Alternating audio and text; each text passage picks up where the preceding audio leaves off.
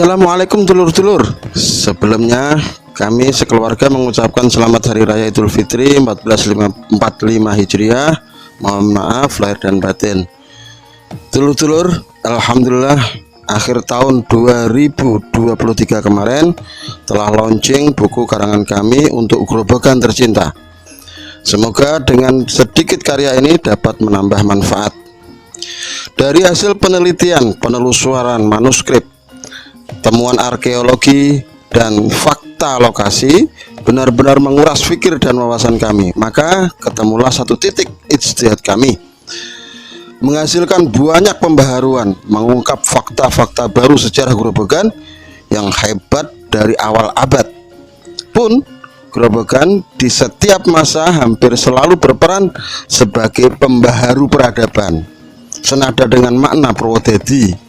Purwo bermakna wiwitan, dadi adalah jadi.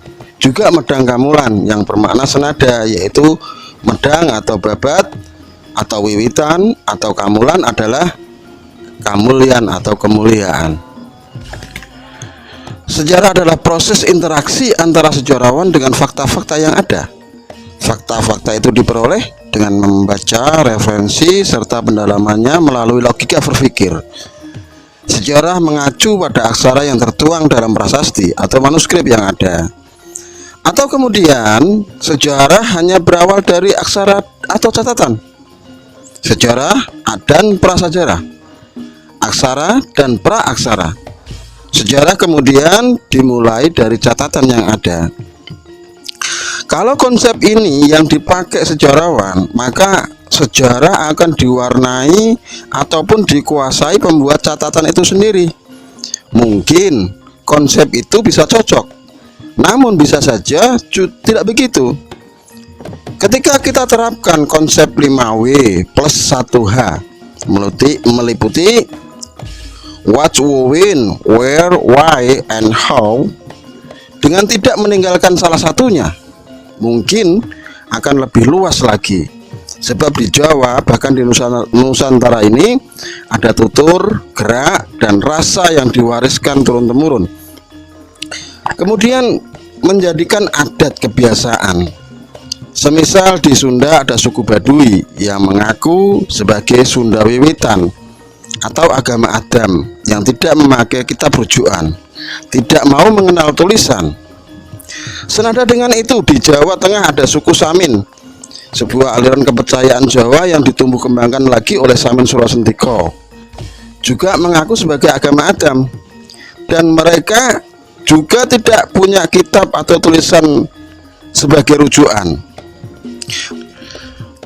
Walaupun keduanya kenyataannya sekarang telah tersinkretis Hindu dan Islam, keberadaan mereka sekarang adalah hasil sejarah panjang yang dilalui, dan itu tanpa catatan aksara. Maka di Grobogan yang terjadi adalah seperti itu. Maka ketika kita terlalu mengacu pada referensi berupa buku ataupun prasasti, jelas akan meninggalkan mereka, padahal mereka merupakan titik awal perjalanan asli sejarah di Jawa yang diwariskan melalui tutur, gerak, dan rasa, dan kita sebut sebagai Kapitayan. Ketika Kapitayan ditulis dengan merujuk kitab Hindu ataupun Buddha ataupun prasasti sekalipun, maka jelas akan kembali salah. Kita tahu tulisan di prasasti sebagai rujukan penulisan riwayat atau sejarah paling awal adalah berhuruf Pallava berbahasa Sanskerta dari India yang beragama Hindu ataupun Buddha. Yang kita tahu mereka pendatang, atau bisa kita katakan penduduk asli Jawa sendiri belum atau tidak mengenal atau memang tidak mau mengenal aksara karena sebuah keyakinan. Kemudian tulisan babat berhuruf Hanacaraka ataupun pegon yang resmi penggunaannya bisa kita ketahui dari masa penulisan babat itu sendiri. Maka dengan kenyataan yang ada adalah sebuah wujud yang telah melalui tahapan, proses, dan relevansi masa sekarang merupakan bukti yang menjadikan finalnya terkait masa, tempat, momen, tokoh, dan kehidupan yang menyertai. Sejarah harus tetap ekstra teliti dalam penulisannya agar benar-benar murni tanpa tendensi dan intervensi dari pihak manapun.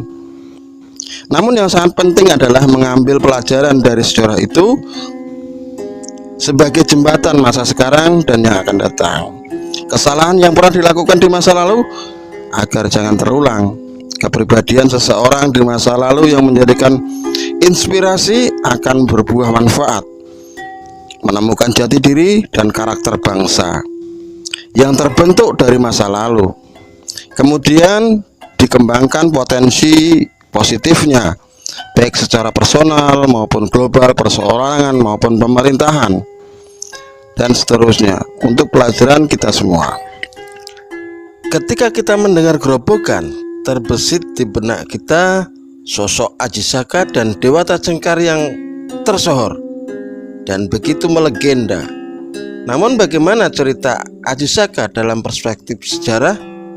Apakah hanya cerita mitos, fiktif, atau sanepan yang berisi sindiran dengan mengedepankan unggah-ungguh, tepos seliro, dengan mengaburkan cerita asli namun fokus pada titik pembelajaran saja? Grobogan menyimpan sejarah kehidupan mulai dari sekitar 2 juta tahun yang lalu. Hal ini terbaca dari jejak kehidupan purba dengan temuan fosil-fosil hewan purba di Desa Banjarjo, Kecamatan Gabus, yang sekarang bisa kita lihat di Museum Banjarjo dan Museum Situs Gajahan Sendang Gandri, sekitar 2 km dari Balai Desa Banjarjo. Cerita tutur yang begitu melegenda tentang Medang Kamulan di Grobogan ini menarik perhatian William Frederick Starterhim, 27 September 1892 hingga 10 September 1942, adalah seorang arkeolog, ahli sejarah, dan pejabat pemerintahan pada paruh pertama abad ke-20 di Hindia Belanda. Ia belajar ilmu sastra dan sejarah kesenian. Maka untuk mengetahui di mana letak pasti lokalisasi Keraton Mataram kuno atau Medang Kamulan, maka Dr. Starterhim melakukan beberapa penelitian terbaru. Dia juga membela Medang di Grobogan. Tidak ada keberatan tentang geografis untuk ini. Gerakan cepat dilakukan oleh Dr. Starterhim setelah ia diangkat menjadi pengganti Dr. Krom di Batavia. Sebelum itu, dengan kecurigaan Medang Kamulan dan Mataram kuno yang mengarah di Grobogan, penelitian kembali digerakkan serempak di seluruh stafnya di tanah Jawa. Dari kembali meneliti dan ditafsirkan ulang semua prasasti-prasasti, candi-candi, hingga mengarah kepada pencarian pecahan keramik, porselen, dan sampah peradaban, misalkan seperti gerabah kuno. Hal ini sangat mengejutkan sekali dengan hasil yang diperoleh dari Dr. Starterhim yang melakukan penelitian dari Demak, Semarang, Jepara, Kudus, Blora, Pati, dan Grobogan, lalu menemukan sebuah kesimpulan dari beberapa titik yang ia temukan dari sampah peradaban itu yang mengatakan atau diteliti sebagai peradaban awal di Jawa. Maka ikuti terus channel ini, insya Allah di video selanjutnya akan kami kupas tuntas sejarah di mana letak Medang Kamulan atau Mataram kuno yang ada di Grobogan, tepatnya di mana, insya Allah nanti bisa diketahui dari hasil pecahan keramik atau sampah peradaban dari arkeologi. Maka insya Allah nanti akan menemukan kesimpulan di mana letak Medang Kamulan atau Mataram kuno itu berada. Terima kasih. Wassalamualaikum warahmatullahi wabarakatuh.